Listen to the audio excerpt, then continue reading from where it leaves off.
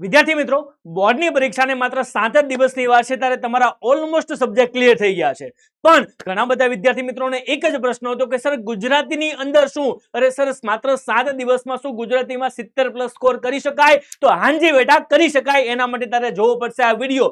Sir અમે કેવી strategy use કરી શકીએ? સર અમે કેવી ટ્રીક યુઝ કરીએ કે અમારા 70+ ગુજરાતીની અંદર આવે? તો બેટાજી ડોન્ટ વરી, જબ PW तेरे साथ तो डरने के क्या बात. આવી જાય કે જોરદાર વિડીયોની શરૂઆત કરીએ કે બેટાજી 7 દિવસમાં 70+ કઈ રીતે લાવી શકાય. બટ લેકિન કિંતુ પરંતુ પણ આપણી પ્રથા અનુસાર આજનો જોરદાર મોટિવેશનલ કોટ શું કીધું છે કે જેના હૃદયમાં માતૃભાષાનું સન્માન છે તે અભિવ્યક્તિમાં જ જ્ઞાનનો ભંડાર છે. તું ખાસ સાંભળ ભાઈ, ગુજરાતી આપણી બેટા માતૃભાષા છે અને એની અભિવ્યક્તિમાં આપણો જ્ઞાનનો શું ભરેલો છે? ભંડાર ભરેલો છે. અને એ ભંડાર ખોલવાનો છે તમારે 26 તારીખે ગુજરાતીની પરીક્ષાની અંદર. ખોલીએ બેટા એ ખજાનો. તો ખાસ સાંભળજો, ફક્ત 7 જ દિવસમાં ગુજરાતીને કઈ રીતે ફોડી શકાય, તોડી શકાય, મરોડી શકાય, એક્ઝામમાં ફૂલ માર્ક લઈ શકાય. તો બેટાજી ખાસ સાંભળજો, હું છું ભગીરથ કાચરિયા, આપનો SST એજ્યુકેટર એન્ડ મેન્ટર. પણ આજે તમને કહેવાનું છે કે ગુજરાતીને કઈ રીતે ફોડી શકાય. તો આવી જાઓ બેટા. સૌથી પહેલા તું જોઈ લે, ગુણભારનું વિશ્લેષણ કરી લે. બેટાજી સિમ્પલ વસ્તુ છે, તારા માટે ગુજરાતીનું પેપર છે 80 માર્ક્સનું.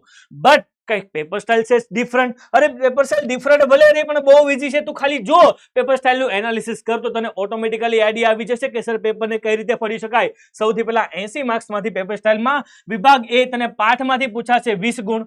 20 ગુણના પાઠ સિમ્પલ. 20 ગુણની કાવ્ય બેટા, જેને આપણે ગદ્ય અને પદ્ય કહીએ છીએ, સિમ્પલ વસ્તુ છે. એટલે બેટા 40 માર્ક્સ તારા પ્રોઝ અને પોએટ્રીમાંથી થઈ જવાના છે, પાઠ અને કાવ્યમાંથી થઈ જવાના છે. બેટા એના સવાલ અરે જોઈએ છે? નથી જોતા? જોઈએ છે ને? તો બેટા જો જોતા હોય IMP સવાલ સેક્શન નંબર A અને B ના, તો સર સી નું શું? તો શું તારે એ પણ જોઈએ છે કે સી ના ગ્રામરને કઈ રીતે હેક કરી શકાય? તો બેટા ફટાકથી કહી દે મને સેક્શન A અને B ના IMP. બેટા સેક્શન A અને B ના IMP, જો આ વિડીયોમાં 50+ કમેન્ટ થઈ જશે સેક્શન A અને B ના IMP, તો હું તારા માટે લઈને આવીશ સેક્શન A અને B ના IMP કયા છે. સિમ્પલ વસ્તુ છે. ફટાકથી જા કમેન્ટ બોક્સની અંદર ને કહી દે કે સર IMP કયા જોઈએ છે. ડન છે બેટા. ત્યારબાદ વ્યાકરણ વિભાગ C 20 ગુણ, જે સૌથી મહત્વનો વિભાગ અને બેટા ગેમ ચેન્જર છે. ડન. અને વિભાગ D અર્થગ્રહણ અને લેખન, જે તમારે 20 ગુણનું લેખન છે. અને બેટા મેન વસ્તુ એ છે, ખાસ નોંધ, કે વ્યાકરણ અને લેખન વિભાગ જ તમને 70+ સુધી પહોંચાડે છે. બેટા એ જ વિદ્યાર્થી ખાસ સાંભળ, એ વિદ્યાર્થી તું ખાસ સાંભળ, એ જ વિભાગ, કયો વિભાગ? એ જ, એટલે કે સેક્શન D, જે વ્યાકરણ અને લેખન છે, એ તમને બધાથી આગળ લઈ જશે. તો સર અમે શું કરી શકીએ? તો આવી જા બેટા, તું આવી જા. ખાસ સાંભળ, પહેલા તો વિભાગ A અને વિભાગ A ની સ્માર્ટ રીડિંગ ચાલુ કરી દે. તું જો દરેક પાઠ અને કાવ્યના લેખક, સાહિત્યનો પ્રકાર, મૂળ સ્ત્રોત કયા પુસ્તકમાંથી લીધું છે તેને શું કરો?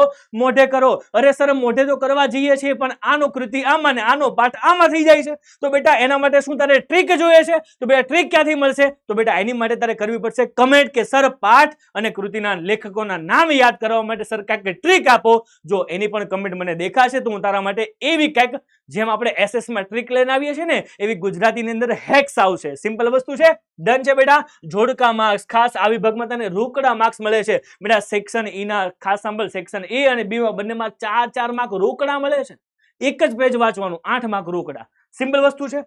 ટ્રીપ મોટા પ્રશ્નોના ઉત્તર લખતી વખતે શરૂઆતમાં પાઠ, કૃતિ અને પ્રકારને લખવાની શું પાડો બેટા? ટેવ પાડો, જેથી કરીને ખબર પડે કે વિદ્યાર્થી પાસે નોલેજ છે. સિમ્પલ. ડન છે. તું જો ખાસ સાંભળ, વિભાગ C વ્યાકરણનો જાદુ, ગેમ ચેન્જર સેક્શન. તું જો, અરે ભાઈ મુખ્ય મુદ્દા, જોડણી, સમાનાર્થી, વિરોધી શબ્દ સમૂહ માટે એક શબ્દ, રૂઢિપ્રયોગ અને સંધિ જેવા ઘણા બધા વ્યાકરણના ટોપિકો. ડન. ત્યારબાદ તેની પ્રેક્ટિસ જેટલી કરશો એટલા તમારા માર્ક્સ કપાવવાની સંભાવના એટલી ઓછી થઈ જશે.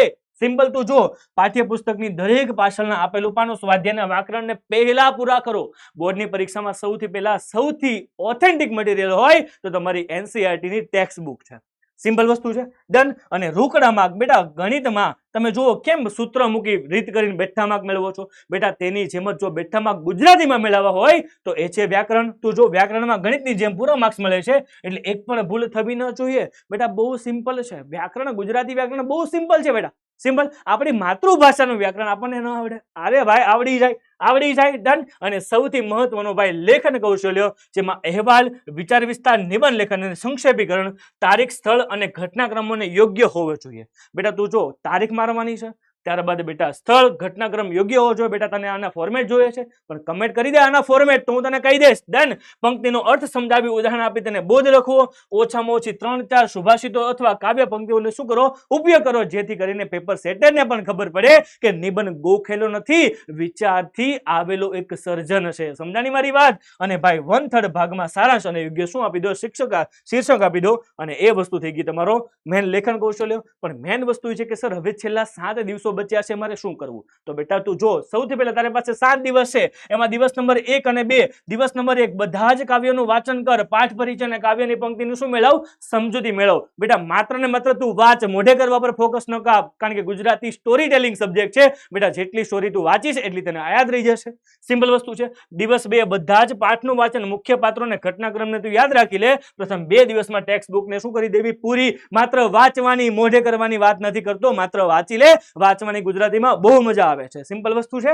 ડન. ત્યારબાદ તું ખાસ સાંભળ, રણનીતિ દિવસ નંબર 3 અને 4 શું કરવાનું છે? સંપૂર્ણપણે વ્યાકરણનું રિવિઝન કર. છેલ્લા 5 વર્ષના બોર્ડના પેપરનું વ્યાકરણને શું કરી દે?